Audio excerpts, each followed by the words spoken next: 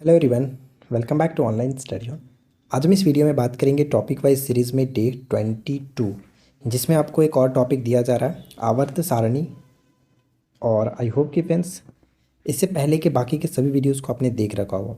नहीं देखें तो प्लेलिस्ट चेक कर लीजिए, वहाँ पे सारी वीडियोस मिल जाएगी और सभी वीडियोस को अच्छे से फॉलो करिए, क्योंकि आपके आने वाले एग्जाम्स में यहाँ से जो भी मैं 40 टॉपिक्स आपको दे रहा हूँ, इसमें से डेफिनेटली 5 से 7 क्वेश्चन देखने को मिल जाएगा। तो अगर आप इस टॉपिक्स को छोड़ रहे हैं तो फिर ये आपकी गलती है, सिलेक्शन ना होने में ये फिर आपकी सबसे बड़ी गलती होगी। तो मैं बार बार रिकमेंड करता हूँ कि सभी वीडियोस को ज़रूर देखिए। ठीक है, तो चलिए शुरू करते हैं और आराम से जितने भी क्वेश्चंस बताए जाएंगे उनको अच्छे से समझिएगा, आराम से करिएगा। शुरू करते हैं। इवेंट्स आगे बढ़ने से पहले मैं आपको बता दूं कि मैंने मॉर्निंग में आपको बताया था कि आज हमारे एप्लीकेशन पे जितने भी कोर्सेज हैं उन सभी के प्राइसेस ड्रॉप करके सिर्फ 99 कर दी गई है। और ये ऑफ़र रात 12 बजे तक रहने वाला है। तो जो लोग अभी तक कोर्स को नहीं बाई किए हैं या फिर टेस्ट सीरीज को नहीं ज्वाइन किए तो आप बिहार एसआई मेंस या फिर जो भी आप कोर्स लेना चाहते हैं जा करके ले सकते हैं एप्लीकेशन पर। तो डाउनलोड करिए, लॉगिन करिए और 99 के साथ आज सिर्फ रात 12 बजे तक का ये ऑफ़र है, 9 में ज्वाइन कर सकते हैं। तो देखिए, सबसे पहला प्रश्न ये है कि सर्वप्रथम आवर्त सारणी किसने बनाई थी। आवर्त सारणी सबसे पहले किसने बनाई थी? तो यहाँ पे करेक्ट आंसर हो जाएगा ऑप्शन डी, मेंडलीव। ठीक है, मेंडलीव, ऑप्शन डी को टिक करेंगे। जहाँ पर जरूरी चीज़ें होंगी हम आपको बताते चलेंगे। सर्वप्रथम आवर्त सारणी रूसी रसायनज्ञ मेंडलीव द्वारा बनाई गई थी। रूसी रसायनज्ञ थे, यानी रूस से संबंध रखते थे मेंडलीव, जिसमें उन्होंने तत्कालिक ज्ञात 63 तत्वों का उपयोग करके सारणी बनाया था। यानी मेंडलीव के समय ज्ञात तत्वों की संख्या 63 थी, ये चीज़ याद रखिएगा। आधुनिक आवर्त सारणी के किस समूह में हैलोजन तत्वों को स्थापित किया गया? हैलोजन जो समूह है वो आपका आता है 17वें समूह को कहते हैं, 17वें समूह। अब बात यह आती है कि समूह और आवर्त क्या होता है। तो मैं आपको बता दूं कि पीरियोडिक टेबल जो आप देखते हैं, जो आपका हॉरिजेंटल लाइन है, हॉरिजेंटल लाइन, ये टोटल 7 प्रकार के हैं, यानी 7 हॉरिजेंटल लाइन है और इसी को हम लोग आवर्त कहते हैं। और ऊपर में जो अगर आप कॉलम देखोगे, कॉलम, तो ये टोटल 18 है। ठीक है, यानी सेकंड जो लास्ट यहाँ पे आप देखोगे 17वां समूह, उसी को हम हैलोजन तत्व कहते हैं, हैलोजन ग्रुप्स कहा जाता है। अभी मैंने एक वीडियो प्रोवाइड कराया था करीब 4 से 5 दिन पहले, हैलोजन तत्वों के बारे में एक पार्टिकुलर वीडियो बनाया है, 10 से 12 मिनट का वीडियो। अगर आपने उसको नहीं देखा है तो ज़रूर देख लीजिएगा। यानी सही आंसर हो जाएगा ऑप्शन सी। तो चलिए मैं आपको पीरियोडिक टेबल पर ले चलता हूँ, एक बार फिर से दिखा देता हूँ। तो देखिए, ये रहा आपका पीरियोडिक टेबल और यहाँ पे अगर आप देखोगे तो 7 आपको दिख जाएगा, जैसे कि 1 2 3 4 5 6 7, यानी 1 2 3 4 5 6 7, ये 7 ही आपके आवर्त है। ठीक है, आवर्त। और ये जो 2 आप देख रहे हैं वो इसी के पार्ट है, ये चीज़ ध्यान रखिएगा, इसी के पार्ट है। जैसे 56 के बाद आप 57 यहाँ पे देखोगे तो ये इसी के बीच में पार्ट आते हैं। और उसी तरह से यहाँ पे 88 यानी 89 से देखोगे ये बीच के पार्ट है।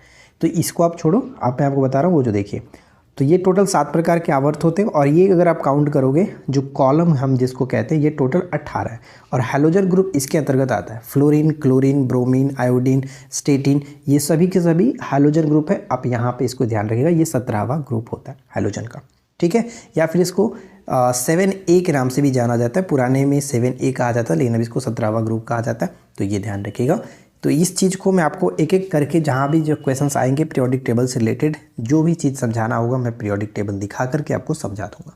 तो बस वीडियो के साथ आप आखिरी तक बने रहिए, सब कुछ क्लियर हो जाएगा। तो क्लियर हो गया। इस प्रश्न का राइट आंसर क्या होगा? हैलोजन तत्वों को स्थापित किया गया 17वां, ऑप्शन सी यहाँ पे करेक्ट है। क्वेश्चन नंबर 3 देखिए क्या कह रहा है कि आधुनिक आवर्त नियम का प्रतिपादन किसने किया था। आधुनिक आवर्त जो सारणी है उसका प्रतिपादन किसने किया? तो मोस्ले ने किया। यहाँ पे सही आंसर हो जाएगा ऑप्शन ए, मोस्ले ने। क्योंकि आवर्त सारणी को तो बनाया था मेंडलीव ने, लेकिन आधुनिक आवर्त सारणी का है तो मोस्ले को टिक करेंगे। अब यहाँ पे हम पढ़ सकते हैं कि आधुनिक आवर्त नियम के अनुसार तत्वों के भौतिक और रासायनिक गुण उनके परमाणु क्रमांक संख्या के आवर्ती फलन होते हैं। जबकि मेंडलीव ने जब इसको बनाया था तो तत्वों के भौतिक और रासायनिक गुण को परमाणु द्रव्यमान के अकॉर्डिंग रखा था, जो कि गलत था। और अब जाके ये परमाणु क्रमांक के आवर्ती फलन होते हैं। इस नियम का प्रतिपादन 1869 में प्रसिद्ध रसायनज्ञ मेंडलीव ने उस वक्त किया था। लेकिन अब अगर हम बात करें कि अब परमाणु क्रमांक जो होते हैं उसको मोस्ले ने तैयार किया था। ये जो बात यहाँ पे द्रव्यमान की कहा जाता तब वहाँ पे मेंडलीव कहता। तो ये चीज़ याद रखेगा। इस नियम को प्रतिपादन मतलब कि आवर्त सारणी को प्रतिपादित तो किया गया था मेंडलीव के द्वारा, ये बस यहाँ पे कहा जा रहा है। आई होप कि आपको बात समझ में आ रही है।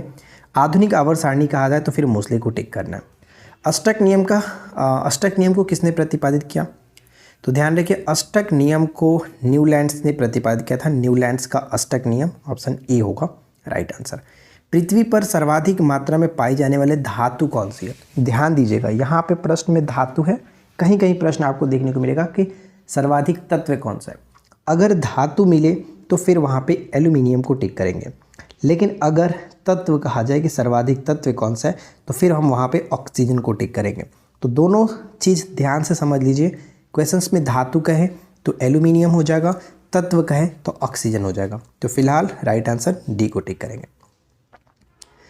आवर्त 4 में तत्वों की संख्या कितनी होती है?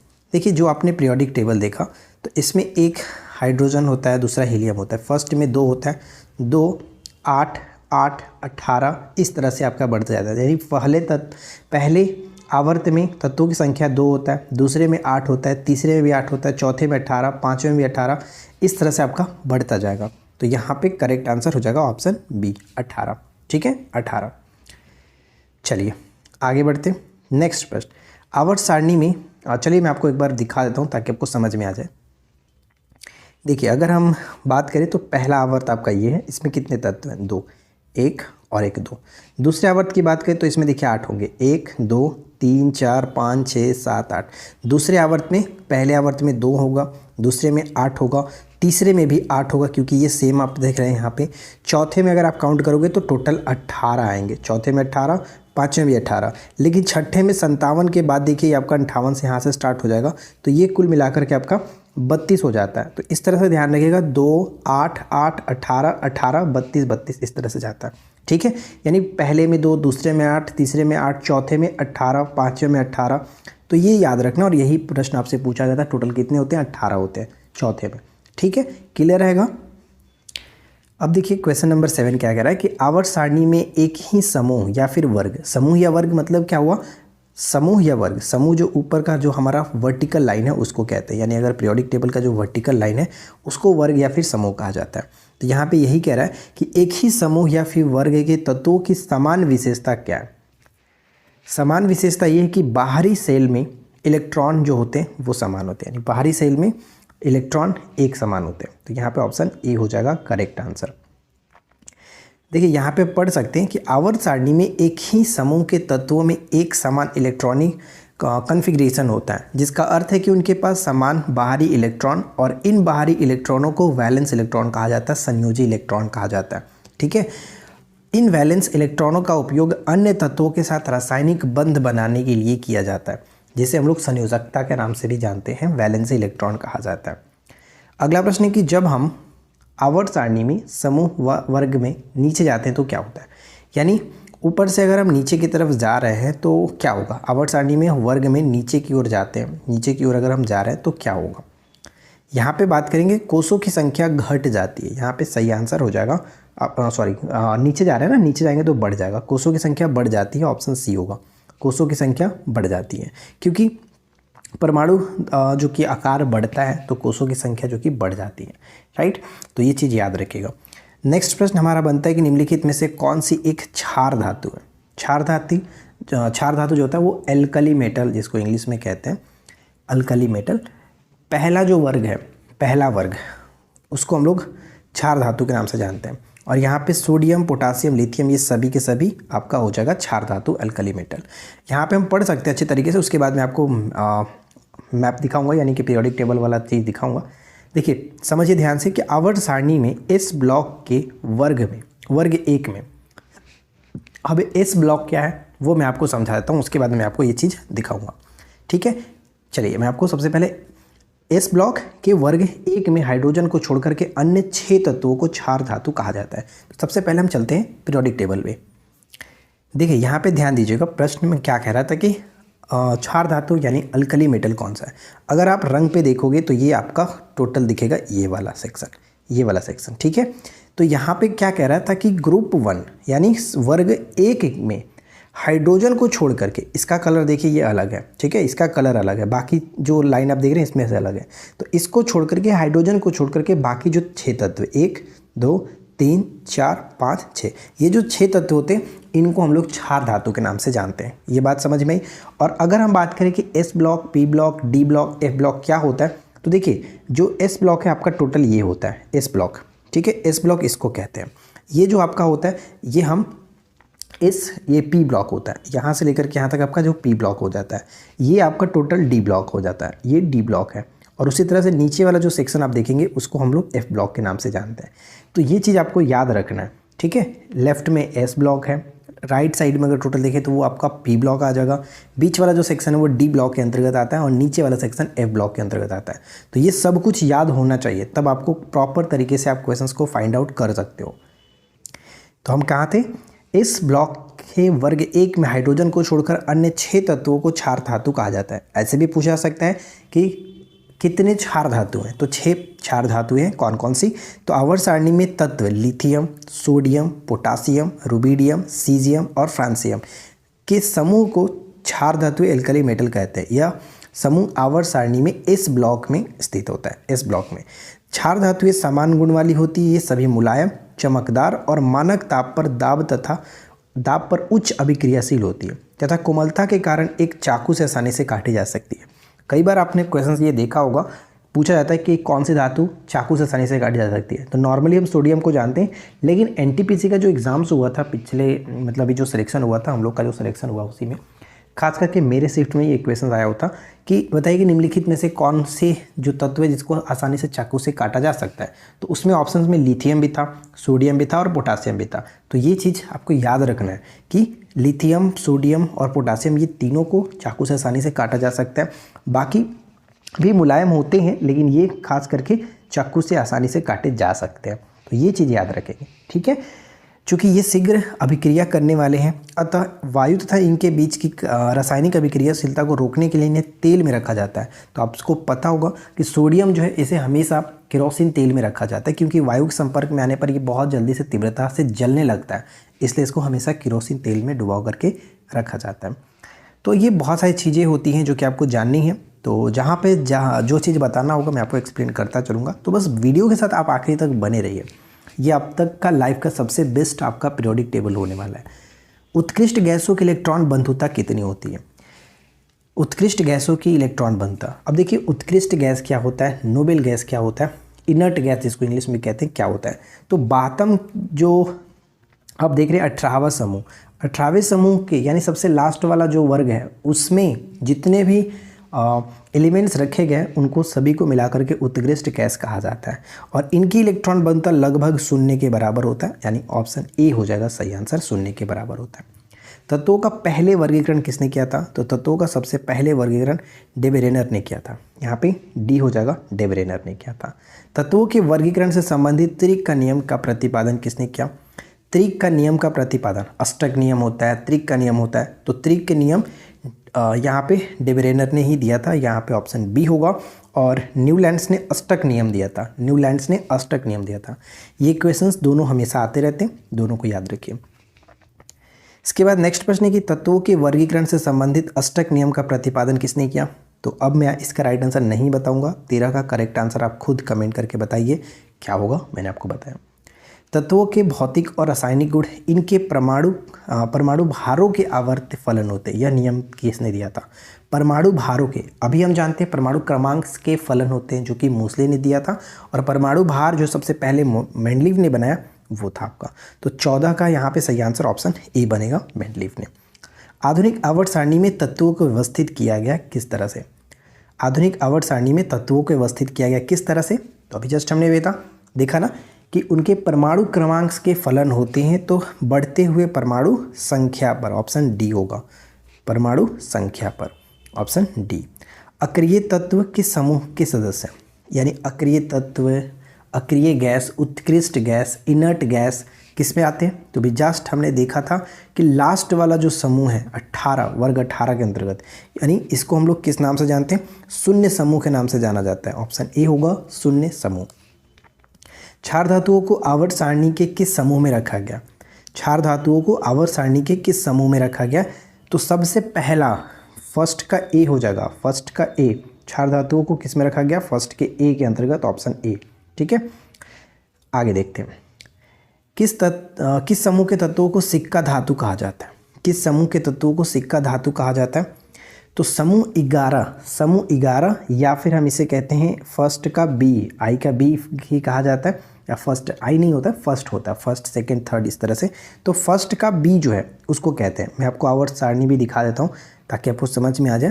तो आवर्त सारणी में समूह 11 में तत्वों की एक श्रृंखला होती है जिसमें संक्रमण धातु पाए जाते हैं, जिनमें तांबा, लाल रंग का चांदी, सफ़ेद रंग का और सोना रंग की परंपरागत सिक्का धातुएं होती हैं। तो चलिए मैं आपको दिखा देता हूँ। तो देखिए फ्रेंड्स, जैसा कि मैंने आपको बताया, ये वाला नहीं, ये पिक्चर पे देखते हैं। हाँ ये वाला ठीक है, इसमें आपको समझ में आएगा। इस पिक्चर में देखिए, मैंने आपको बताया कि समूह 11 या फिर फर्स्ट का बी, ये वाला था, ठीक है, 11 या फिर फर्स्ट का बी, जिसमें कॉपर और जो कि सिल्वर और ये आपका सोना, ये तीनों आप देख रहे हैं, इन्हें हम लोग सिक्का समूह या फिर सिक्के धातु के रूप में जानते हैं, राइट, क्योंकि इनसे सभी से सिक्का बनाया जाता है, तांबे का सिक्का, चांदी का सिक्का, सोने का सिक्का। तो इसे इसलिए सिक्का धातु के नाम से या फिर सिक्का समूह के नाम से जाना जाता है, या फिर समूह 11 का है या फिर फर्स्ट का बी का है, ध्यान में रखना है, ठीक है। चलिए, इसके बाद अगला प्रश्न है कि सबसे हल्की धातु कौन सी है? सबसे हल्की धातु के रूप में हम लोग लिथियम को जानते हैं। यहाँ पे ऑप्शन डी होगा, लिथियम को जाना जाता है। कौन सा तत्व सबसे अधिक ऋणात्मक है? कौन सा तत्व सबसे अधिक ऋणात्मक है? तो वो है आपका फ्लोरीन। फ्लोरीन जो कि सबसे अधिक ऋणात्मक है, सबसे अधिक अभिक्रियाशील धातु भी है।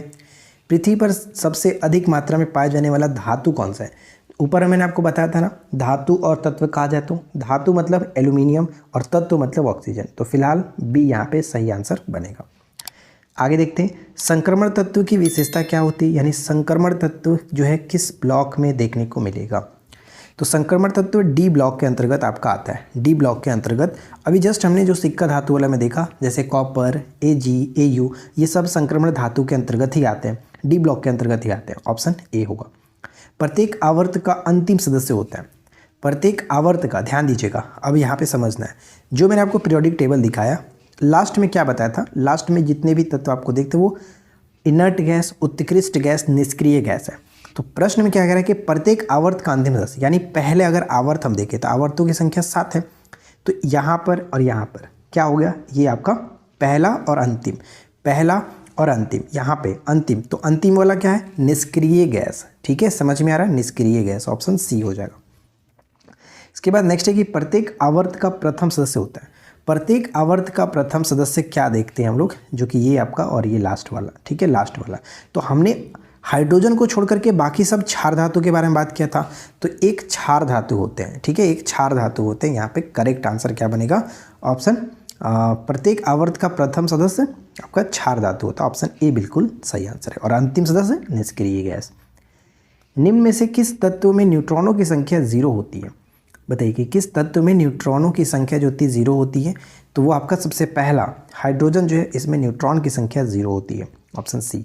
आवर्त सारणी में गैसों की कुल संख्या कितनी है? तो आवर्त सारणी में गैसों की कुल संख्या 11 है, कुल संख्या गैसों की 11 है। विद्युत ऋणात्मकता की प्रवृत्ति के अनुसार अधातुएं आवर्त सारणी के किस ओर स्थित है? ध्यान दीजिए, ये प्रश्न इंपॉर्टेंट है। जो अगर आप पीरियोडिक टेबल देख रहे हैं, लेफ्ट साइड में हमारा क्या है, लेफ्ट साइड में पूरा नहीं, लेफ्ट साइड में जो आपका देखते हैं ये आपका धातु है और राइट साइड में अधातुएं होती हैं। यानी हम यहाँ पे कहेंगे कि अनुसार अधातुएं दाहिनी ओर, ये आपका राइट साइड है, दाहिनी ओर ऊपर में, दाहिनी ओर ऊपर में अधातुएं स्थित है। तो करेक्ट आंसर ऑप्शन ए होगा। उसी तरह से बाईं ओर ऊपर में क्या होगा, बाईं ओर ऊपर में धातुएं हैं। अगला प्रश्न, आवर्त सारणी के किसी आवर्त में बाएं से दाएं जाने पर, यानी लेफ्ट से अगर राइट जाते हैं आवर्त में, ठीक है, आवर्त में अगर लेफ्ट से राइट जाते हैं तो बढ़ने पर विद्युत ऋणात्मकता क्या होगी? तो विद्युत ऋणात्मकता क्या होगा, ध्यान दीजिएगा, बढ़ती है, विद्युत ऋणात्मकता बढ़ती है।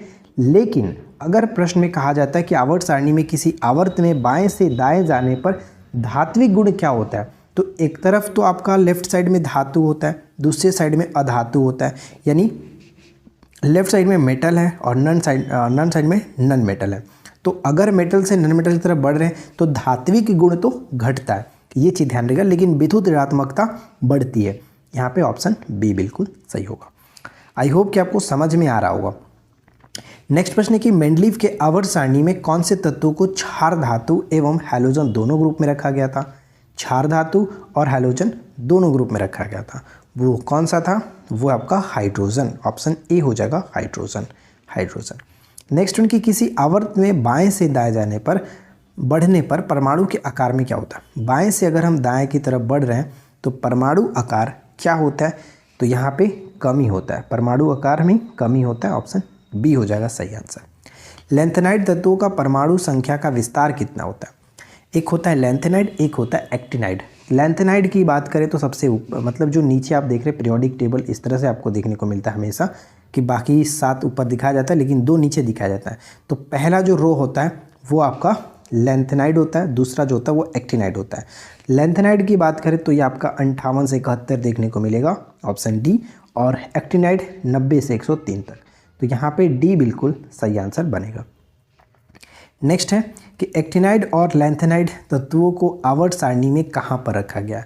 अगर आपसे पूछे ये किस ब्लॉक के अंतर्गत आते हैं, आवर्त सारणी के किस ब्लॉक के अंतर्गत एक्टिनाइड और लैंथेनाइड श्रेणी को रखा जाता है, तो ये सभी के सभी एफ ब्लॉक के अंतर्गत आते हैं, एफ ब्लॉक के अंतर्गत। ठीक है, इस प्रश्न का सही आंसर क्या होगा? आवर्त सारणी के नीचे अलग अलग 2 क्षैतिज कतारों में देखने को मिलता है। कहाँ रखा गया? तो नीचे रखा गया, इसलिए ऑप्शन बी हो जाएगा। नेक्स्ट वन कि समूह में ऊपर से नीचे जाने पर, समूह में ऊपर से नीचे जाने पर परमाणु आकार में क्या परिवर्तन होता है? परमाणु आकार का साइज जो कि बढ़ता है। अगर लेफ्ट से राइट की तरफ जाते हैं तो घटता है, लेकिन ऊपर से नीचे की अगर जाते हैं तो बढ़ता है, ऑप्शन ए बनेगा सही आंसर। नेक्स्ट प्रश्न है कि आवर्त सारणी में किसी वर्ग में ऊपर से नीचे जाने पर तत्वों का धातुई गुण क्या होता है? ऊपर से नीचे जाने पर, ध्यान दीजिएगा, ऊपर से नीचे जाने पर, और मैंने आपको लेफ्ट से राइट बताया था कि धात्विक गुण घटता है, लेफ्ट से राइट जाएंगे तो घटेगा, और जबकि ऊपर से नीचे की तरफ जाएंगे तो बढ़ता है। ठीक है, बढ़ता है, ऑप्शन ए सही होगा। देखिए, अगर एक तरफ का याद है दूसरा तरफ उसका अपोजिट होता है, बस ये समझिए। आधुनिक आवर्त सारणी के वर्ग 11 के तत्व क्या कहलाते हैं? वर्ग 11, तो अभी जस्ट मैंने आपको बताया था कि वर्ग 11 के तत्वों को क्या, सॉरी वर्ग 11 नहीं है, वर्ग 2 है, वर्ग 2 है। अगर 11 रहता तो फिर हम उसे सिक्का धातु कहते हैं, सिक्का धातु, जो कि ऑप्शंस में तो ऐसे भी नहीं है, इनमें से कोई नहीं भी कर सकते थे, लेकिन एक्चुअली ये 2 लिखा गया। वर्ग 2 के तत्वों को क्या कहते हैं? तो इसे क्षारीय मृदा धातु कहा जाता है, क्षारीय मृदा धातु, ऑप्शन ए बिल्कुल सही होगा। इसके बारे में पढ़ लेते हैं क्योंकि ये इंपॉर्टेंट है, पिछली बार क्वेश्चंस यहाँ से पूछे गए थे। आवर्त सारणी में वर्ग 2 के 6 तत्वों को क्षारीय मृदा धातु कहा जाता है। पहले वाले में भी देखा था, क्षारीय धातु की अगर बात करते तो उसमें भी 6 तत्व थे हाइड्रोजन को छोड़ करके, तो इसमें भी 6 तत्वों को क्षारीय मृदा धातु अल्कली अर्थ मेटल के नाम से जानते हैं। ये तत्व 6 कौन कौन से? तो beryllium, magnesium, calcium, strontium, barium और रेडियम। और मैं आपको बता दूं कि रेडियम इसमें एक सभी तत्व धातु हैं, इन तत्वों में रेडियम जो होता है वो रेडियो एक्टिव तत्व होता है, रेडियम रेडियो एक्टिव तत्व होता है। ये चीज़ याद रखिएगा, इंपॉर्टेंट है, क्वेश्चंस पूछा जा सकता है कि बताइए कि क्षारीय मृदा धातु में कौन सा ऐसा तत्व है जो कि एक प्रकार का रेडियो एक्टिव तत्व है, तो वो आपका रेडियम हो जाएगा। एम कोश में इलेक्ट्रॉनों की संख्या कितनी होती है? जैसे कि इलेक्ट्रॉन आपका जब घूमता है तो इसको के, एल, एम, एन इस तरह से सूचित किया जाता है। तो प्रश्न ये पूछे कि एम कोश में इलेक्ट्रॉनों की अधिकतम संख्या कितनी हो सकती है, यानी के, एल, एम, यानी इसमें इलेक्ट्रॉन कितने अधिकतम रह सकते हैं? तो इसको निकालने के लिए 2n² एक फार्मूला होता है, 2n² फार्मूला। n की संख्या के एल एम पर डिनोट करता है, के एल एम। एम कितने नंबर पे आ रहा है? 3 नंबर पे, तो n के जगह पे हम 3 रखेंगे, तो 3 का स्क्वायर करेंगे तो 9, 9 दूनी की 18, तो ये सही आंसर बन जाएगा आपका ऑप्शन बी, यानी एम सेल में अधिकतम 18 इलेक्ट्रॉन रह सकते हैं। ये चीज़ याद रहेगा, फार्मूला याद रखना है 2n²। उसी तरह से पूछा जाता कि बताइए कि एल सेल में यानी एम एल कोश में इलेक्ट्रॉन कितने अधिकतम हो सकते हैं? तो 1, 2 नंबर पे आ रहा है, तो 2n², तो 2n का मतलब 2, 2 दूनी 4, 4 दूनी 8, यानी एल सेल में अधिकतम 8 इलेक्ट्रॉन रह सकते थे। आई होप समझ में आ रहा है आपको। नेक्स्ट प्रश्न देखिए, अगला प्रश्न ये है, आवर्त सारणी में धातुएं किस ओर स्थित है? तो आवर्त सारणी में धातु किस ओर रखा गया? ऊपर में बताया था ना कि आवर्त सारणी में धातुएं जो है बाईं ओर ऊपर की ओर बाईं ओर रखी गई है। तो यहाँ पे सही आंसर हो जाएगा ऑप्शन ए, धातुएं बाईं ओर और अधातुएं दाहिनी ओर रखा गया। तो करेक्ट आंसर ऑप्शन ए होगा। नेक्स्ट प्रश्न, वर्ग एक की सभी तत्वों की संयोजकता कितनी होती है? देखिए, संयोजकता वैलेंसी इलेक्ट्रॉन किसको कहते हैं? बातम सेल में जितने इलेक्ट्रॉन बचते हैं उसी को कहा जाता है एक तरह से उसको हम कहते हैं संयोजी इलेक्ट्रॉन या फिर संयोजकता। तो वर्ग एक में जितने भी इलेक्ट्रॉन जितने भी तत्व हैं उनकी संयोजकता एक होती है। सही आंसर हो जाएगा ऑप्शन ए। फॉर एग्जांपल मैं आपको बताता हूँ। मान लीजिए कि जैसे कि आपका फर्स्ट जो फर्स्ट कॉलम है जिसको हम लोग क्षार धातु कहते हैं, तो इसमें आपका सोडियम भी आता है, लिथियम भी आता है। तो सोडियम के मान लीजिए 11 परमाणु संख्या है। अगर हम इसका इलेक्ट्रॉनिक विन्यास तोड़ते हैं तो पहले कोष में तो 2 इलेक्ट्रॉन होते हैं, दूसरे कोष में आपका 8 इलेक्ट्रॉन होता है। जैसे के एल हमने निकाला ना, तो पहले में 2 आएगा, दूसरे में एल आएगा, तीसरे में अगर पूरा इसको करना है तो बातम कोष में 1 इलेक्ट्रॉन होगा।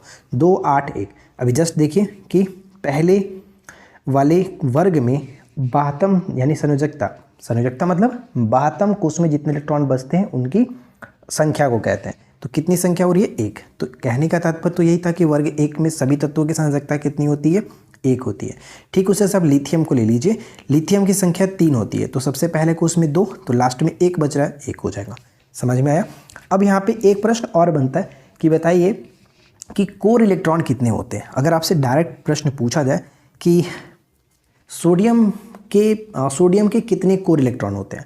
कोर इलेक्ट्रॉन और संयोजी इलेक्ट्रॉन दोनों अलग चीज़ होती है। मैं आपको समझा देता हूँ एक छोटे से पॉइंट में। अभी जस्ट मैंने आपको बताया कि अगर सोडियम का लिखना है Na बराबर 11 होता है, इसको हम लोग लिखते हैं कैसे? 2 8 1। ठीक है। तो बातम कोष में जितने इलेक्ट्रॉन बचते हैं उसके हम लोग संयोजी इलेक्ट्रॉन कहते हैं, लेकिन अंदर जितने भी इलेक्ट्रॉन होंगे उसको हम लोग कोर इलेक्ट्रॉन कहते हैं। कोर। तो कोर इलेक्ट्रॉन की संख्या कितनी हो गई? टोटल 2 और 8 10, जोड़ करके लिख देंगे 10। उसी तरह से जैसे मैंने आपको लिथियम का बताया कि लिथियम का 3 हो जाता है, तो 3 मतलब 2 और 1। तो बातम कोष में जितने इलेक्ट्रॉन वो तो आपका संयोजी इलेक्ट्रॉन हो गया, और अंदर जितने इलेक्ट्रॉन भी रहेंगे वो सब के सब आपके हो जाते हैं कोर इलेक्ट्रॉन। तो इसका 2 हो जाएगा। तो समझ में आ गया इस प्रश्न का सही आंसर वर्ग एक में सभी तत्वों की संयोजकता 1 होती है। ठीक है, क्लियर है। अगला प्रश्न, किस ब्लॉक के तत्वों को संक्रमण तत्व कहा जाता है? देखिए, जब पीरियोडिक टेबल हमने देखा तो कुछ इस तरह से आपने देखा। ठीक है, इस तरह से था फर्स्ट इसमें और एक यहाँ पर। उसके बाद फिर से जब आपने देखा तो कुछ इस तरह से था, राइट। और इसके बाद ये सब कुछ यहाँ तक भरा रहता है, तो और 2 नीचे रहते हैं। तो आपको बताया था कि S, P block, D block, F block कहाँ कहाँ पे होते हैं। एस ब्लॉक ये है और पी ब्लॉक ये है, डी ब्लॉक ये है और नीचे वाला एफ ब्लॉक होता है। तो संक्रमण तत्व जो होते हैं वो डी ब्लॉक के तत्वों को कहा जाता है। डी ब्लॉक के जो तत्व होते हैं उनको हम लोग संक्रमण तत्वों के नाम से जानते हैं। ऑप्शन डी हो जाएगा सही आंसर।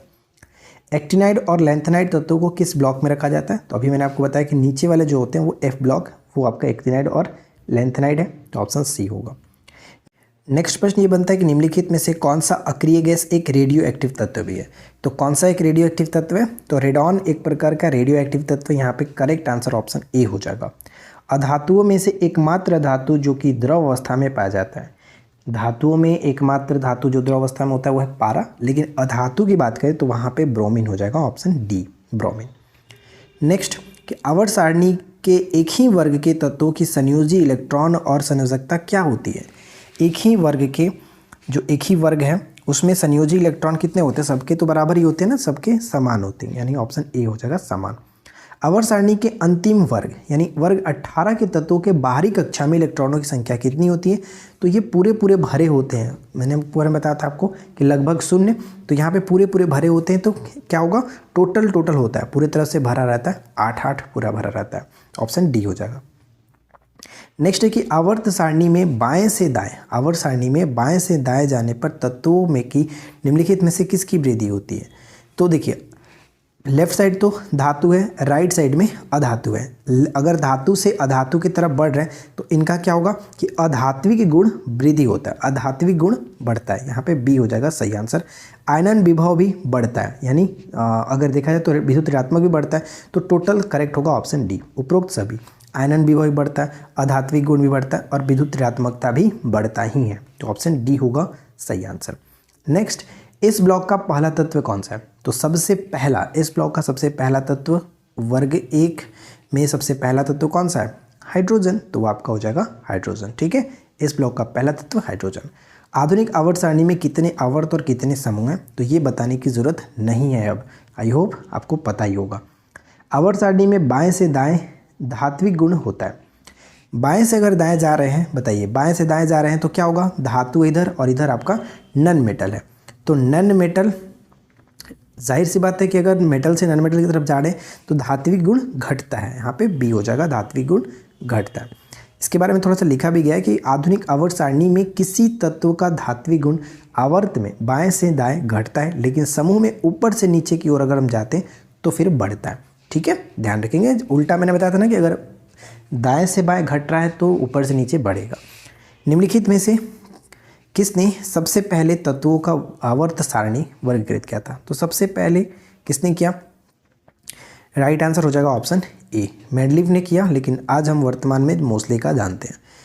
किसी तत्व के भौतिक और रासायनिक गुण उसके परमाणु क्रमांक के आवर्ती फलन होते, इसे मोसले द्वारा प्रस्तावित किया गया था। परमाणु क्रमांक 16 मोसले द्वारा प्रस्तावित, जिसे आधुनिक आवर्त सारणी कहते हैं। मोसले ने आवर्त सारणी में तत्वों के परमाणु क्रमांक के आधार पर व्यवस्थित किया है, जबकि मेंडलीव ने परमाणु भार या फिर द्रव्यमान के अकॉर्डिंग सजाया था। आधुनिक आवर्त सारणी धातुओं में उपधातु, आवर्त सारणी धातुओं में उपधातु और अधातु किस ब्लॉक में होते हैं, तो अधातु जो है आपको पता है कि पी ब्लॉक के अंतर्गत है, तो पी ब्लॉक यहाँ पे डी हो जाएगा, और sorry p block option b. पृथ्वी पर सर्वाधिक मात्रा में पाए जाने वाला तत्व कौन सा है, देखिए ऊपर में धातु वाला प्रश्न पूछा था, तत्व पूछा जाए तो फिर हम ऑक्सीजन को टिक करेंगे, और अगर धातु कहा जाए तो फिर हम वहाँ पे एल्यूमिनियम को टिक करेंगे। पृथ्वी पर सर्वाधिक मात्रा में पाई जाने वाला तत्व ऑक्सीजन है। भूपर पट्टी में प्रमुख तत्व सबसे ज़्यादा ऑक्सीजन पाए जाते हैं, जिसका प्रतिशत 46.60 होता है। पी उपकोष में इलेक्ट्रॉन कितने होते हैं, देखिए मैं आपको बता दूं कि एस, पी, डी और एफ, ठीक है, ये ब्लॉक है। एस में 2 होता है, पी में 6 होता है, डी में 10 और एफ में 14, ये होते हैं, आपको क्रम याद रखना। यानी उपकोष में कितने इलेक्ट्रॉन होते हैं, पी में तो 6 होते हैं, ऑप्शन बी ए हो जाएगा, 6 होते हैं। यहाँ पे लिखा भी गया है कि एस ब्लॉक में ज़्यादा से ज़्यादा 2 इलेक्ट्रॉन हो सकते हैं, पी ब्लॉक में 6 इलेक्ट्रॉन और डी ब्लॉक में 10 और एफ ब्लॉक में 14 इलेक्ट्रॉन हो सकते हैं। तो आपको इलेक्ट्रॉनिक विन्यास आपने पढ़ा भी होगा, इस तरह का जो आपने पढ़ाया जा रहा था, याद है कुछ, आई होप कि याद आ रहा होगा, तो उसी के अंतर्गत ये जानने को मिलता है। आवर्त सारणी में कुल कितने तत्व द्रव अवस्था में होते हैं, तो आवर्त सारणी में सिर्फ 2 ही तत्व जो कि द्रव अवस्था में देखने को मिलता है, एक तो आपका धातु में पारा और दूसरा जो होता है वो आपका ब्रोमीन अधातु में, तो correct answer option B. Next देखिए, नेक्स्ट प्रश्न ये कि आधुनिक आवर्त सारणी में धातुओं का स्थान कहाँ है। आधुनिक आवर्त सारणी में धातुओं का स्थान कहाँ है, तो धातु ऊपर में रखा गया ना, ऊपर में बाईं ओर, आवर्त सारणी में बाईं ओर, आवर्त सारणी में बाईं ओर, ऑप्शन बी हो जाएगा, आवर्त सारणी में बाईं ओर। चलिए अगला प्रश्न है कि आधुनिक आवर्त सारणी में तत्वों को किसके बढ़ते क्रम में रखा गया, तो इसका सही आंसर आप खुद बताइए, करेक्ट आंसर क्या होगा। 55 का राइट आंसर आप नीचे कमेंट करके बताइए क्या होना चाहिए। आवर्त सारणी में सर्वाधिक इलेक्ट्रॉन बंधुता वाला तत्व कौन सा है, सर्वाधिक इलेक्ट्रॉन बंधुता वाला तत्व कौन सा है, तो यहाँ पे हम देखिए क्लोरीन को टिक करेंगे, ऑप्शन बी हो जाएगा chlorine, chlorine Cl, chlorine, chlorine को टिक करेंगे, ऑप्शन बी, सर्वाधिक इलेक्ट्रॉन बंधुता वाला तत्व क्लोरीन। यहाँ पे पढ़ सकते हैं कि आवर्त सारणी में सर्वाधिक इलेक्ट्रॉन बंधुता वाला तत्व क्लोरीन होता है। इलेक्ट्रॉन बंधुता में एक आवर्त में बाएं से दाएं की ओर वृद्धि होती है, यानी आवर्त में बाएं से दाएं जाने पर, लेफ्ट से राइट जाने पर वृद्धि होती है, क्योंकि जैसे ही परमाणु के आकार में कमी होता है, ये भी प्रश्न हमने देखा था कि बाएं से दाएं जाने पर परमाणु आकार घटता है। क्लोरीन की इलेक्ट्रॉन बंधुता सर्वाधिक है, क्योंकि इलेक्ट्रॉन बंधुता समूह में ऊपर से नीचे जाने पर घटती है, एक उल्टा होगा तो दूसरा अपने आप उसका विपरीत होता है। फ्लोरीन की इलेक्ट्रॉन बंधुता छोटा आकार होने के कारण कम होता है। तो टोटल यहाँ पे हमने 55 इंपॉर्टेंट क्वेश्चंस को कवर किया। उम्मीद है कि ये वीडियो आपके लिए हेल्पफुल रही होगी, और जितने भी लगभग क्वेश्चंस एग्जाम्स में पूछे जाते हैं पीरियोडिक टेबल से, वो मैंने सब कुछ करा दिया, और जो भी कुछ आपको समझाया, अगर वो आपको समझ में आया होगा तो फिर आप आसानी से पीरियोडिक टेबल के क्वेश्चंस को कर सकते हैं, अगर घुमा फिरा अगर कुछ पूछा जाता है तो। वीडियो अगर आपको पसंद आया तो प्लीज़ इस वीडियो को ज़्यादा लाइक करिएगा, बनाने में इसको बहुत ज़्यादा मेहनत लगा, बहुत ज़्यादा टाइम लगा है, तो प्लीज़ आपसे रिक्वेस्ट है कि वीडियो को ज़्यादा से ज़्यादा लाइक करिए, फ्रेंड के साथ शेयर करिए, चैनल पे पहली बार आए तो सब्सक्राइब करके नोटिफिकेशन बेल आइकन कॉल पे सेट कर लीजिएगा। मिलते हैं नेक्स्ट वीडियो में नए टॉपिक के साथ। Thanks for watching, keep learning, have a good day.